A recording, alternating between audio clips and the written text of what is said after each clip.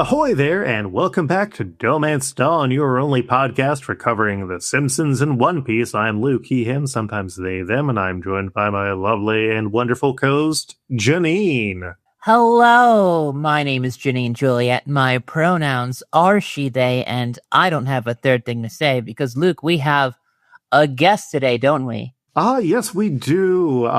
We have on esteemed illustrator, creator of the famous Lenny mini comic, David Cooper. Hello, David. Hello, thank you for having me. I don't think anyone's ever called me esteemed before. That's a huge honor. I think that you've earned it. I mean, I have friends who are familiar with the Lenny comic, and they do not care about anything that I do. So, well, that's very flattering. Thank you. So we brought you on for the third one of our movie specials where we are covering older One Piece movies that came and went in the show. But I guess we should talk about you a bit more, David. How did you get into The Simpsons? I think I'm just at that age range where it was like a rite of passage, a legal requirement where if you were a kid in the 90s, you were just handed your Simpsons fan card and you just got on with it. Like I was born in 88, just after the Tracy Ullman shorts. So by the time it came, the show hit the UK, I'm in Glasgow just now, it was already a global phenomenon. And I was just primed and ready to love it. And then obviously it was so revolutionary for us at that age where it was like, oh, this is just going to define a certain percentage of who I am for the rest of my life, whether I like it or not. There's this huge section of your brain that is just inherently The Simpsons. And I think that's so true, because I was born at the end of 89 and grew up with like the episode guides in the house and like the Bart book and the travel guide to Springfield. So I've been Simpsoning for a while. Yeah, I often think about how much The Simpsons kind of defined a lot of my worldview in terms of like, how much I should or should not trust authority figures, or how to be cynical about like the entertainment business, for example. All those things, I think a lot of them are at least formed by watching The Simpsons when my brain was still, mushy and impressionable. That's kind of horrifying to think about, like how much of... I know. Yeah, wow. I have honestly not thought about that before. Sorry to get too existential right off the bat about our Simpsons fandom, but I guess that's what I do. Well, and then what did you know about One Piece before going into this, or what was your experience with One Piece? Basically nothing. Mm-hmm. I actually, before I watched the film, I tried to make a list of all the things I knew, and it was long-running anime, pirates, Luffy. I think he stretches, and that was basically all I knew. I mean, that's pretty consistent cultural osmosis. Mm-hmm. I feel like you were at the like age where you could have just totally missed out on it, because I don't know if the UK got the 4Kids dub over there. I would not know. No idea. It was an infamous one where they tried to make the show into something specifically for like younger kids, like the Pokemon anime was. Right. When it's really much more teen targeted. I see. This week, we are going to be covering Chopper's Kingdom on the Island of Strange Animals, as well as the Soccer King of Dreams short. This movie and its connective short came out on March 2nd in the year 2002, which was right after Lastest Gun in the West and before Old Man and the Key. And because we covered those episodes way, way back in an earlier episode, we covered those back in episode 16 when we were still in the Alabasta arc. Janine, that feels so long ago. It does. It's I don't know which one feels like it's longer. The actual air date of 2002 or episode 16 of this podcast. Mm-hmm. Our next numbered episode is 98 for reference. Right. So we each picked an episode of classic Simpsons. I picked Bart the Mother, Janine picked Bart's Inner Child, and David picked Bart Gets an Elephant. I picked Bart the Mother because the season 10 episode 3 episode is ostensibly about, or is partially about kind of the impact that humans have on nature and kind of interfering with things. And it's also about a bunch of birds getting eaten, which the movie is kind of relevantly about. Bart the Mother is a weird one because it's kind of like the Marge Be Not Proud episode, but with a like darker tone to it. It just ends in such a more cynically mean point where it's just like, yeah, the animals that we're bringing in to resolve the issues with all the other animals are going to ultimately die. Yeah. But we get some good bits. We get Nelson wearing a scarf. We get the bit where Homer is yelling for Milhouse. The Bart taking the light bulb out of the basement gag, and then Homer falling down twice, the second time with the pie. It's pretty great. And I watched it on Disney Plus, and they censored the word ass in the really? Subtitles. They just left it out completely. No, it's A asterisk asterisk. Oh, I see. Mm-hmm. That's strange. Yep. Can't believe Edna couldn't get away with that. Well, I mean, that feels like a violation of the Americans with Disabilities Act, because it's got to be like the same thing for subtitles and what is said, you know? Mm-hmm. I don't know. It really makes me like, if ass is said, it should be read. And that's the campaign slogan I'm going to run on. Yeah, I think it's a pretty fun episode. Just has a dark ending to it. Janine, why did you pick Bart's Inner Child, Season 5, Episode 7?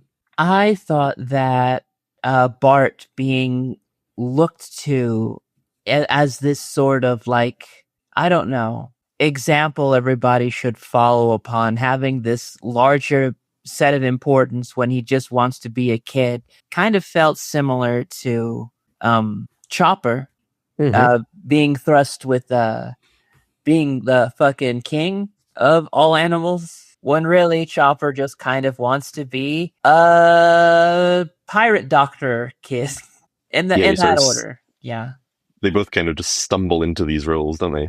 Extremely. And at the end, a bunch of zoo animals escape, and there's a lot of animals in here too. So now I'm just kind of imagining the Crown Island scene, but a trampoline just shoots out of the water instead. It's like the trampoline has chosen the new leader. It's impossible to hear the word trampoline without saying trampoline, at least silently in your head. It's a good episode. I don't think that Brad Goodman is one of my favorite, like, James A. Brooks characters, but I feel like he's also very of his time in a way where it's kind of like, what? Like, he's obviously like a psychology mumbo jumbo speaker who doesn't really have any depth to what he is saying. But I feel like we've evolved in different ways. Yeah, I feel like that sort of, self-help guru type character was probably a bit more prevalent in the early to mid 90s. Is that I don't encounter that kind of thing that much these days, so it just feels a bit less relevant than it would have. I don't know, like the Manosphere is all about like weird self-help stuff. I think that it is a different flavor of like the exact same kind of grift. Yeah, that's true. But they brought him back, James A. Brooks, or no, I'm getting the Albert Brooks. Confused. Yeah, Albert Brooks. James A. Brooks is the producer. Albert Brooks.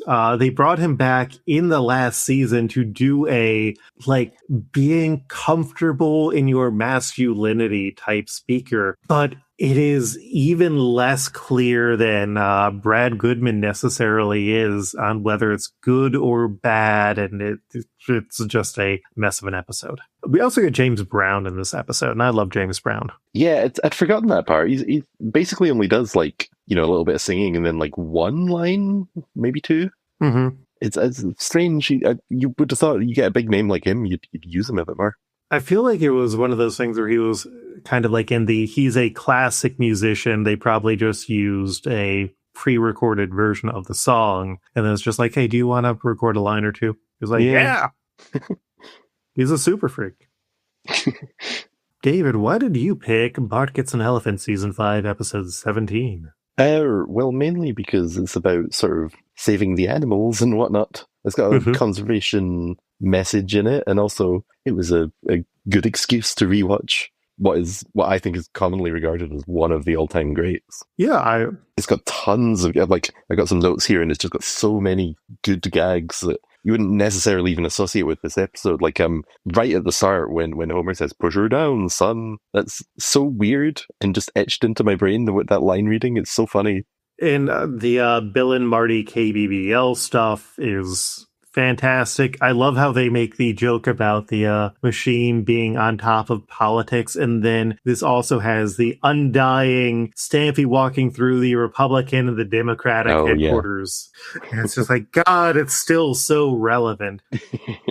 I know you do see those screens show up on social media every now and again when they're always relevant. Mm-hmm. We also get the first appearance of Cletus the Slackjaw Yokel. Mm-hmm. Some folks will never lose a toe, and then again, some folks will. It's funny that, like, a character like that, I come across a lot of characters like that, where you don't necessarily know whether they're gonna, I mean, obviously now we know whether they did stick or not, but, like, there's an alternate universe where that's Cletus's only appearance.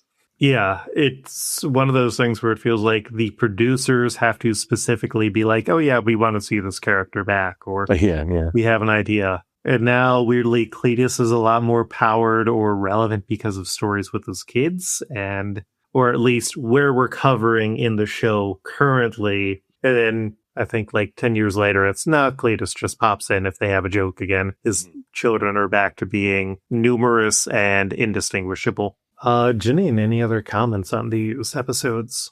I do like the through line that Marge's move is to stand in the doorway between two different episodes that we watched. Mm-hmm. It's not a very, character-defining thing, but it also kind of, like, makes sense. Like, as a mom, that's, like, the height of your power. Yeah, she will put herself in the way to protect her family, physically as much as she can. Yeah, or to get them to clean. That too. Characters who, along with Cletus, appeared in these include the Bird Court Eagle, Vulture, and Toucan, the Bolivian Tree Lizard, James Brown, the Grandstand Builder, Inner Child Mo, Gomer Pyle, the Grooming Bird, Homer's Grooming Bird, the Ivory Dealer, and many more. It's also Bart the Mother. I just wanted to mention this, the last appearance of Phil Hartman, which is very sad. But I was really appreciating him, like, just being there. You got a limited amount of Phil Hartman. You got to soak it up while you can. Phil Hartman, we hardly knew ye. All right. So we are now going to discuss One Piece, Soccer King of Dreams, and Chopper's Kingdom on the Island of Strange Animals. I do appreciate that they have the shorts in front of these movies that we've covered, because it gives a better idea of what the series can be, less so this time, more so the last movie we covered where it was a lot darker. The Soccer King of Dreams, or Dream Soccer King, is we open on a soccer shootout between the Luffy Pirates and a team of villain all-stars, with Kobe acting as the goalie. Luffy, Zoro, and Usopp score while Chopper misses his shot, while Django, Hachan, and Mr. 2, Bon Clay, score with Buggy missing his shot. The villains call in their backup player, Odachi, who is voiced by the creator of One Piece, Ichiro Oda, who ends up failing. And then Sanji kicks the ball, and it looks like he misses because he kicked it over, but then it goes all around the world, scores, the Straw Hats win. Luffy wakes up from his dream and then thinks that he sees a soccer ball and goes to kick it, and it turns out to be Usopp's ass, which I don't think that is going to end up well for anybody. Could you censor ass for me, please? Much better. Mm-hmm. How was this for your first introduction to One Piece, David? Well, I had watched the main film before I watched the short, but this was baffling, strange. Like, overall, like, I didn't realize One Piece had this kind of wacky, sometimes Looney Tunes-esque tone, but this particular short was just, like, very strange antics for the runtime. Just like the opposing team, were they? I got the impression that they were like existing villains from prior to this. Yes. Yes. Are they all buddy a team usually, or is this like Because I get the impression it's not canon. Yeah, no, it is not canon. They are generally not friends or allies. Right. Yeah, and then it was just strange. It reminded me of a Bugs Bunny short or something where like he would, kick a ball around the world or whatever. Mhm. It was, yeah.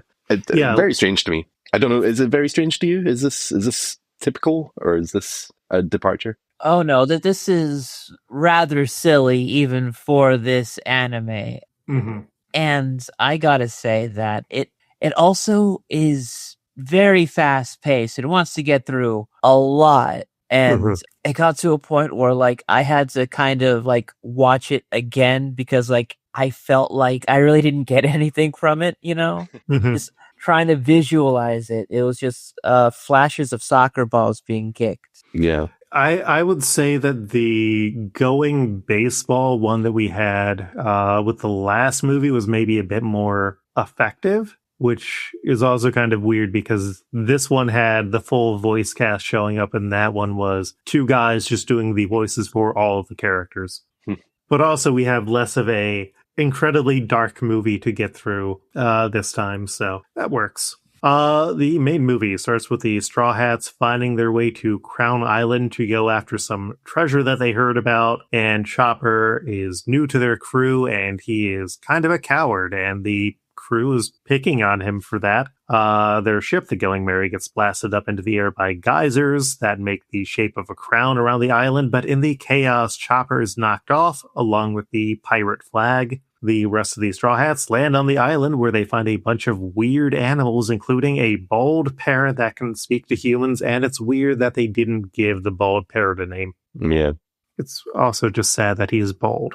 We find out that recently the leader of the island, the Kieran Lion, died of old age, and Mobanbi, a human boy, has been mourning him and waiting for the next king who's going to be announced by the crown of the island appearing. So when Chopper lands on the island with the flag on a stone up his butt, if I remember correctly, he screams out, and Mobanbi believes that he, Chopper, is the new king of all the animals, and all the animals show up to go and see him. Janine, when we had done the stream of the movie, you had pointed out, is Mobambi a combination of Mowgli and Bambi? And I don't have a better answer on that. Is that intentional? Is that the sort of thing they do? They do a lot of puns, but this movie has never really had an official translation. Okay. Because sometimes there's going to be names that are like complicated Japanese names and they will translate them, and other times it's just like, that name's cool, or there was a pirate. Yeah, right. An actual name. But, non-canonical movie, so whatever it is, it is. The Straw Hats are interrupted by a herd of horn eaters who attack any animal with horns, including the Straw Hats who got dressed up like animals to try and blend in. Chopper, meanwhile, works to help the animals that have already been injured by these horn eaters, but he doesn't want to stay as the king. He wants to go back to his friends, and Mobanbi doesn't want him to return to being a pirate because his father was killed by pirates, and that's why he was raised by the Kieran Lion.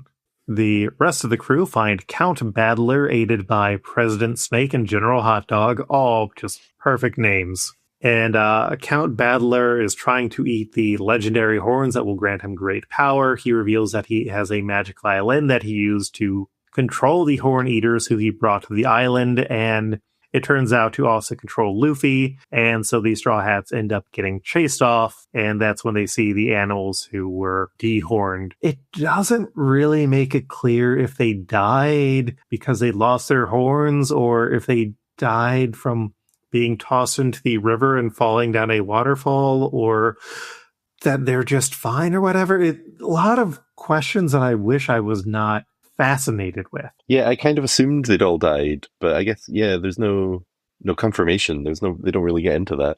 Mm-hmm. So up to this point, what were your thoughts on the movie? It was, again, a little strange and tonally just wackier than I expected. I mean, I guess I don't know what I expected, but the fact that they're doing all these kind of slapsticky things, and we get to the guy who's clearly the villain, and he's very kind of broad and camp, and it was not what I expected. One Piece goes pretty broad and camp. I guess I'd be interested. What other like anime touchstones would you say that you have? Not a lot. I'm a Mhm. anime newbie. I've seen like the big ones like Cowboy Bebop and Evangelion and like all the Ghiblis. I don't even know if Ghibli counts as anime. And then a couple of like video game adaptations, like the Nier one that came out a couple of years ago, that kind of thing. Mhm. But beyond that, not a lot since Pokemon, you know? Yeah.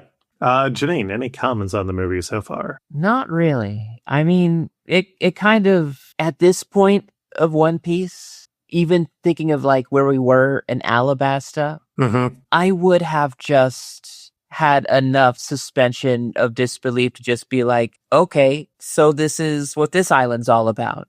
Mm-hmm. Yeah. One Piece is definitely a series that evolves as it goes, where there is still going to be silly stuff throughout the series, and weird animals have appeared before, because way back in like the first batch of episodes, we get introduced to Gaimon, who is a guy who fell into a treasure chest and he is stuck, so his feet are the only things coming out of the bottom and his head is the only thing coming out of the top, and he just lives on an island of weird animals and shoots people who come onto the island. And it's like, you know, we've had a lot of this weird stuff before, so there's no real alarms being raised. I mean, one of the crew is a talking reindeer. Do we know why he can talk? Yes, he ate a devil fruit that gave him the power to turn into a human. Obviously, I should have got that. Mm-hmm. They don't really explain Chopper's deal in this. It is kind of weird that Funimation didn't rush out to do a dub at least a sub of this, because the sub that we watched is, I believe, the European one, because there hasn't been one through like US channels with Funimation / Crunchyroll. But this is kind of like, oh, well, for all the people who have watched the live action series, this would be a great time to hop in. That was another thing with my experience with it. I'm hitting the ground running here. Like, I don't know who these people are, and it doesn't really, like, it's not the movie's responsibility to do this because it's the third movie in a long running series, but it's like, it doesn't really take time from the get-go to you know, tell the audience who these people are, what their deal is, except for maybe Chopper. I sort of felt like I had a good grasp on him pretty quickly because, as you said, they're kind of focusing on his kind of his cowardice and his arc there. But beyond that, like the other five, basically, they don't. It wasn't necessarily a perfect introduction for me. I had to kind of figure it out as I go. Yeah, I feel like with later movies that they've done where Oda has also been directly involved, we'll usually have more of an opening scene of like everybody doing a bit of their thing for audiences who are less familiar. This era was much more of, you know what, if people know about the characters, great. Otherwise, we're going to have, whatever comes. We had done the first of these movie specials about the island of Barano Matsuri, which was weird and scary, and I think that one also did a better job of establishing like who the characters are. This is a lot more of the like, oh, the studio just kind of put on whoever was available to do this movie. So, the stories about the new enemies who have appeared on the island reach Chopper, who's afraid until he learns that, oh, no, these are just his friends, and they're surprised to learn that he's the Animal King. They have a big old feast, which goes well until Luffy asks for meat. This scares the animals. Count Battler tracked them down, and he finds out that, oh, hey, here's this journal. It says I need the horns of the Animal King. So he sends the Horn Eaters coming in, demanding the Animal King hand over his horns, and Chopper works to lead them away. When the Straw Hats catch up to Mobambi, he's worried that he's too weak, but he sees Chopper fight, and he wants to unite the animals to face Count Battler, but they're just like, nah, Chopper's too weak, we're going to pick a new king. So then Zoro and Sanji catch up to Chopper, and they face Hot Dog and Snake before Luffy shows up. Battler summons the Horn Eaters again, and Nami and Usopp deafen Luffy to make sure that he isn't mind-controlled. I did appreciate them bringing back the Luffy is very susceptible to mind control because he is very stupid. Has that been a runner prior to this? Yeah. One of the guys in the soccer shootout named Django is a hypnotist who accidentally keeps hypnotizing Luffy. Right.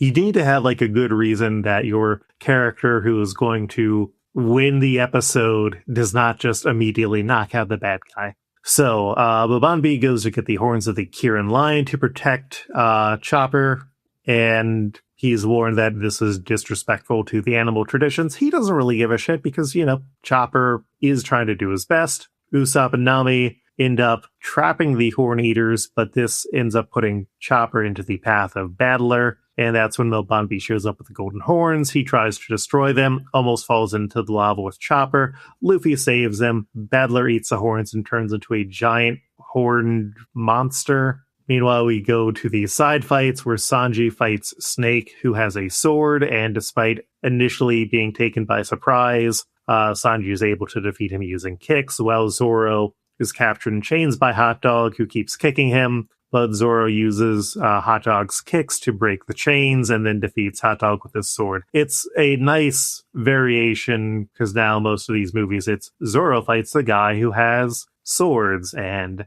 Sanji fights the guy who does martial arts. I do appreciate that, like, everyone in the crew got a little something to do. Mm-hmm. Like, it didn't feel like any of them were just kind of twiddling their thumbs on the sidelines. Like, that was very deliberate. There's these two henchmen guys, and they each get their own member of the One Piece crew to deal with. And then even the bit with where they're causing the rock slide to trap the horned beast thingies. It was like, yeah, that was I got an impression of what these characters were, what their special skills were, and they got to do so. So if you're going into this movie as a fan of those characters, presumably you've got like a little like hooray moment for each of them, which is nice. Yeah, I think that it's one of those things that has become much harder to do as they've added on additional crew members. Right. And also, how do you do it the 10th time, I assume? It probably gets harder to find something unique for them to do each time. They generally do their best, but yeah, it is harder, especially because it's like, well, we know who the most popular members of the crew are, so they need to get their highlight moments as opposed to like the lower tier characters. Right. So Luffy faces the monster battler and starts to be overpowered until Chopper eats a rumble ball to allow him to shift forms, and Mobambi joins in the attack, but there's still no match. Battler reveals that he killed Mobambi's father, which is pretty obvious, and moves to kill Mobambi, but then all the animals of the island unite, so Battler cracks the ground to stop them. Luffy ends up breaking off Battler's horns, and then launches the now human and rapidly, I think that he's dying there at the end, Battler off into the distance. Like, he's aging like that guy at the end of Last Crusade. Yeah. It's a very quick moment, but yeah, it seems like he's, like, there's no turning back to what he was before.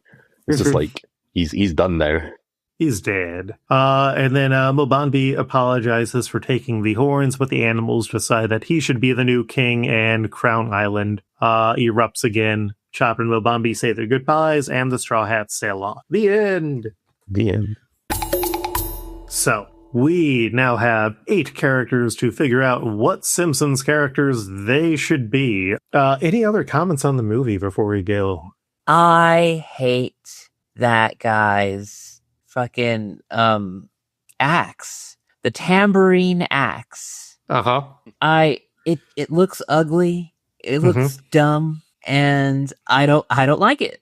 Hey, Mr. Tambourine Axe, kill Mobambi's dad.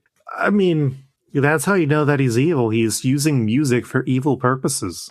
David, any other thoughts? I would say this is a just kind of fine, average One Piece movie. We've definitely had better. We will probably find some of the worst ones eventually.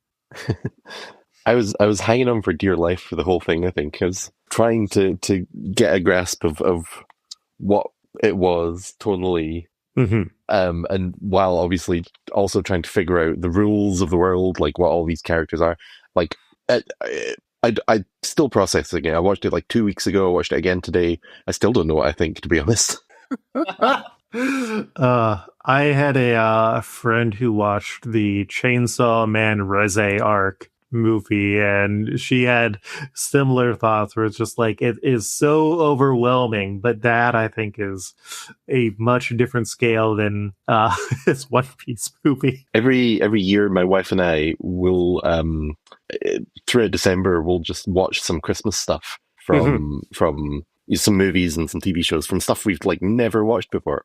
I will dip in and see like, oh, so what's like the Christmas episodes of Bones like? What's the Christmas episode of any the Golden Girls we did last year? And it's nice to kind of dip in, just dip in my toe and see if like test the water. Can I figure out what this is? That's what I felt like with this. And no, I can't.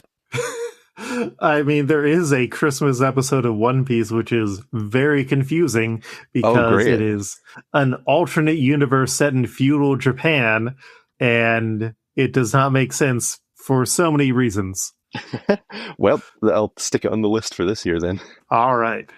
So up first, we have Odachi. So I had, just as a random throwaway character, the Matt Groening from from the 138th episode Spectacular, where he's the old crotchety man. I think it's a funny depiction of the character that is kind of similarly anachronistic to what we get in the Soccer Dream short. And then I also put on Mr. Cleanser, the off-brand Mr. Clean, who Homer hallucinates trying to murder him, which I forgot that bit was in the elephant episode.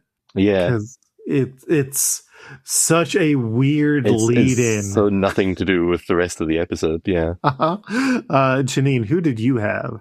I have, if we haven't used them already, Pizzoza. But also, I have as a backup, I have Baragria.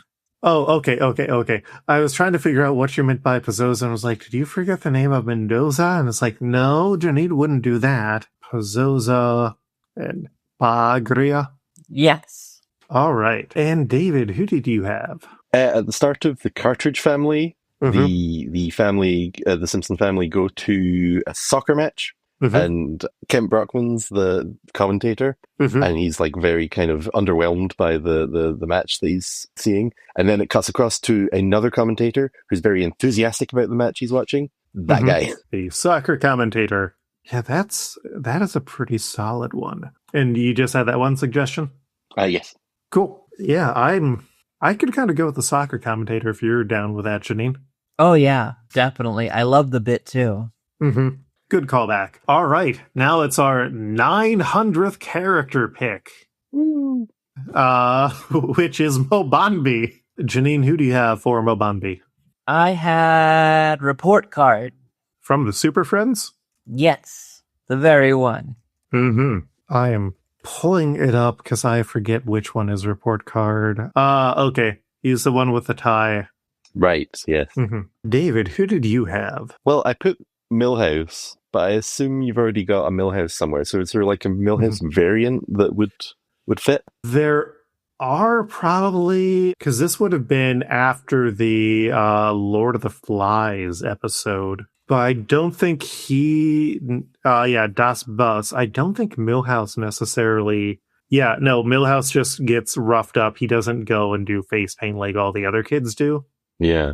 Because normal Millhouse is our Usopp. Okay. I was just thinking of him because like Mobambi is very like eager to be Chopper's friend and kind of seems like a bit of a wimp.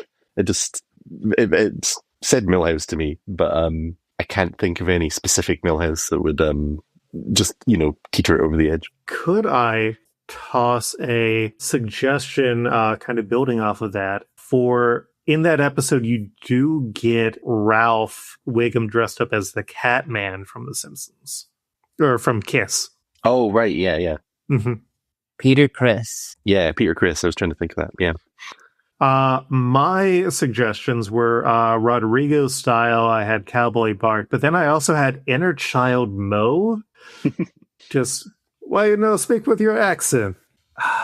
Because something about that just struck me as very Mobambi energy. Because, it's Mobambi.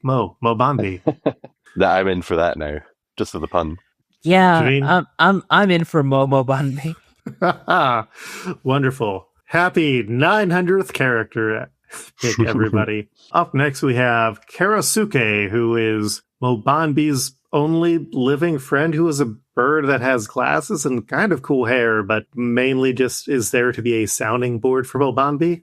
David, who did you have for Karasuke? I didn't pick a specific person, but I was thinking of all the super friends for him.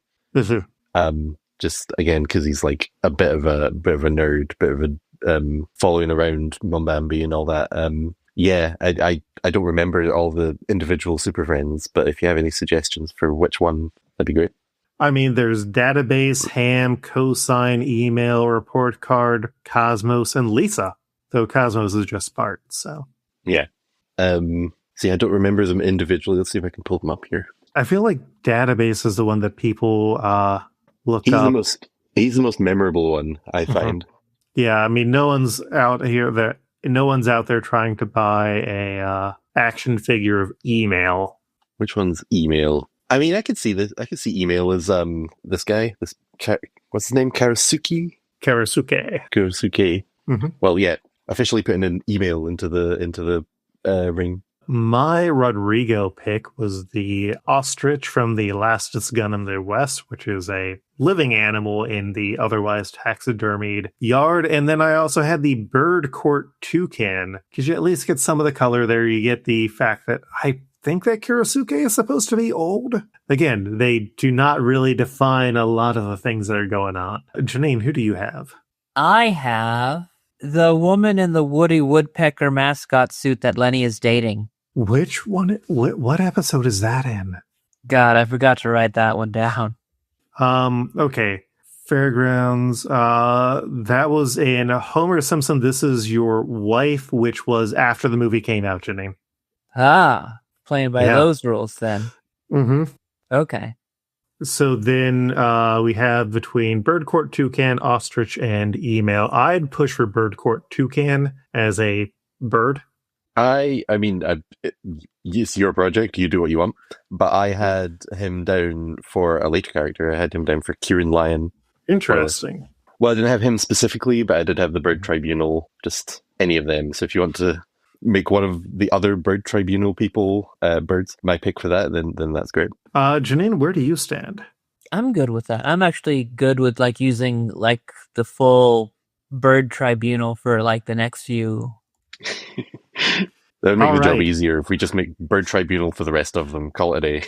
Well, up next we do have Bald Parrot, and I did have Bird Court Vulture as my pick there, and then Frank the Wonder Horse as my backup. Janine, who did you have for Bald Parrot? I had Chicken Ape from the Island of Dr. Hibbert, but I'm pretty sure that came after the fact, so.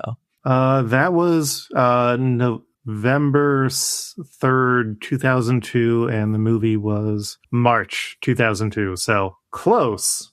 It's hard to believe that we had like almost 20 episodes of the show before Sexy Cat and Marge watch.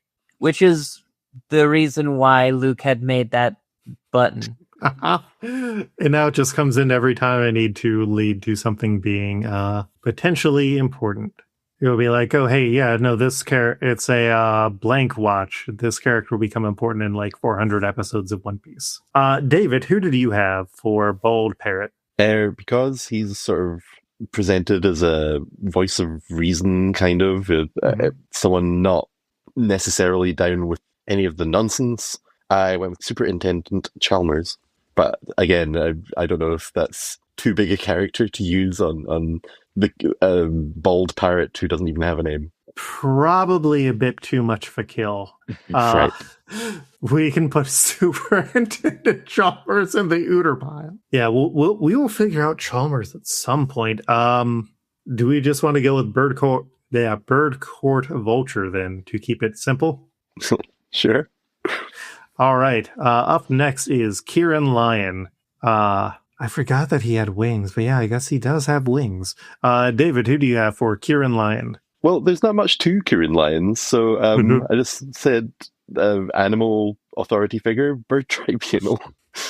Any of them. Who have we got left? It would be the Bird Court Eagle. Okay. Well, there you go. Bird Court Eagle is my pick.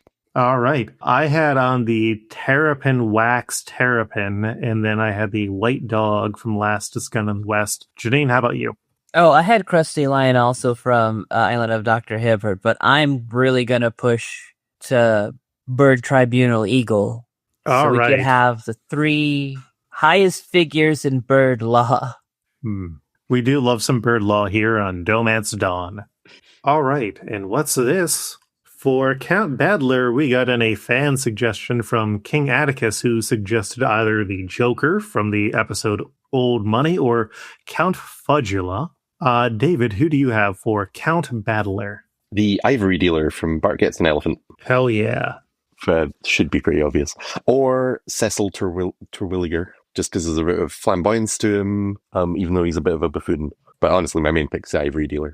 I was weirdly an idiot and didn't put down the ivory dealer. I put down Brad Goodman just because he seems very confident despite being very wrong, and ends up pushing Luffy to be his worst self in some ways. And then Buck McCoy, just because he's a older figure who makes some poor choices. Janine, who do you have?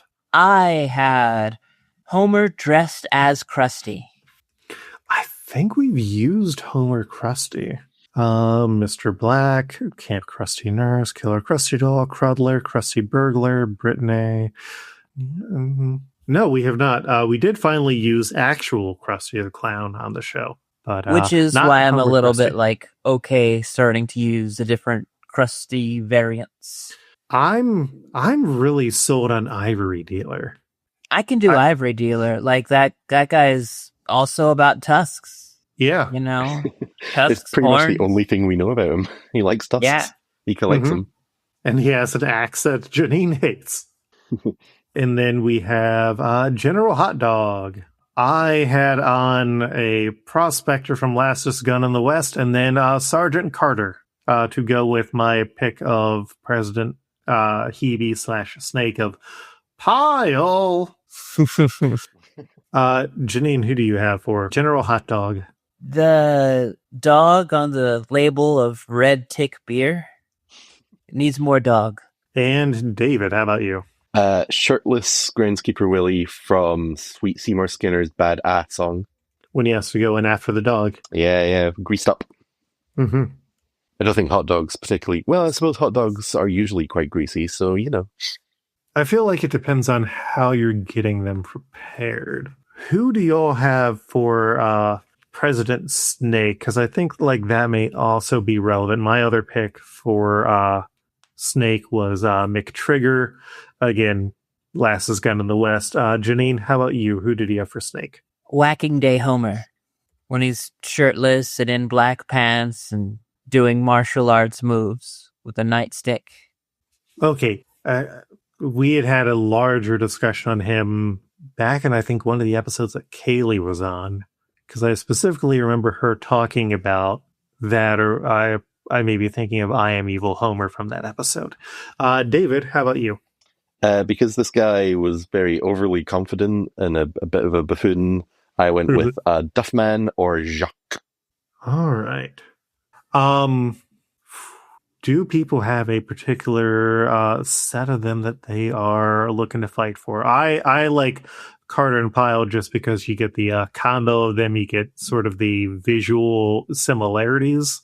That is quite neat. Visual similarities. Why not go for a bulldog for the guy that looks like a bulldog with red tick beer?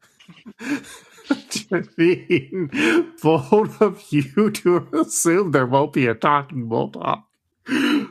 100 episodes from now, you'll be like, oh man, I can't believe we already used the red tick dog. Mm-hmm. It has happened once or twice. But hey, at episode 100, we get to recast characters. David, how about you? Any direction that you were leaning in? I think your picks probably make the most sense. Janine, are you good rolling with my picks? The dog. Wow, when you put it that way. How about Red Tick Beer Dog and Big Trigger? For the sake of democracy, Janine, for the sake of America. That's probably the last thing you could have put in front of me to get me to agree with you. To agree on a compromise. Fair. For America, I would do the opposite. Would you do it for Glasgow, Scotland? I I'm don't not know. sure. What's Glasgow done for me recently? Provided you with a wonderful, charming guest. Well, then I guess the most hostly thing I could be able to do is to endorse David's picks, actually. What if I did that? Of shirtless groundkeeper Willie? Yes. And Duffman or Jacques. Well, It complicates that things. gets into the question of which Duff Man. Which Duff Man do we have access to at this point? Oh, we do love to have questions here, don't we? Okay, we have used Larry Duffman, Duffman 2, and Duffman 3. So the first Duff Man that appears is still untaken. Let me pull up Wiki Simpsons. I mean, I think I'm also good with Jacques, if he's the character that I'm thinking about right now. The bowling Albert Brooks character? Yeah. We don't know the One Piece character's stance on brunch, so that might complicate things. Yeah, I feel like my issue with using Jacques is, like, Jacques is a prime, like, Simpsons character. Also, have we used Jacques? No, we've not used Jacques. I feel like Jacques would be a weird character to use here from that, like, Jacques needs to have a romance aspect to him. Right, sure. Mm-hmm. Okay, I withdraw my Jacques. Janine, are you willing to accept McTrigger? Or do you want to put... no, you haven't gotten anything on the board. How about Whacking Day Homer as the partner? Sure. All right. It's appropriate because Whacking Day is all about killing snakes to represent the Irish. So our Odachi is soccer commentator, our Mobambi is inner child Mo, our Karasuke is bird court toucan, our bald parrot is bird court vulture, our Kieran Lion is bird court eagle, our Count Battler is the ivory dealer, our general hot dog is shirtless groundskeeper Willie, and our president snake is Whacking Day Homer. Hooray! Hooray for these characters who are non-canonical. But we had fun here. David, thank you for joining us for this episode. Where can people find you online? Thank you very much for having me. You can find me on Blue Sky and Instagram, David B. Cooper, or if you want to see a general overview of my Simpsons art, go to dotheartman.com. Hell yeah. Janine, where can you be found online? You can find me on Blue Sky, JanineJuliet.bisky.social, and on Instagram, Janine is dope. You could find me on another podcast, Wrestle Girlies, that I do with my BFF, Flighty Buttlass. Yeah, probably gonna get a new episode this year, but also I reserve the right to do whatever the hell I want. Mm-hmm. Luke, yes, where can the people find you? You can find me most places online as Coltreg, KOLTREG, including on Blue Sky. I also have a Patreon under my name, Lukeher, Lukeherr. Our cover this week is by Mike Patten. You can find most places as Patten Pinning. That's PattenPending. And DohMance Dawn updates semi-weekly. We will be back in about 2 weeks as we are going to talk about Toriko. You can find more out about the show at DohManceDawn.com and find us on all social media networks, and we have a Discord. See you again in 2 weeks, and until then, smooth sailing. Peace.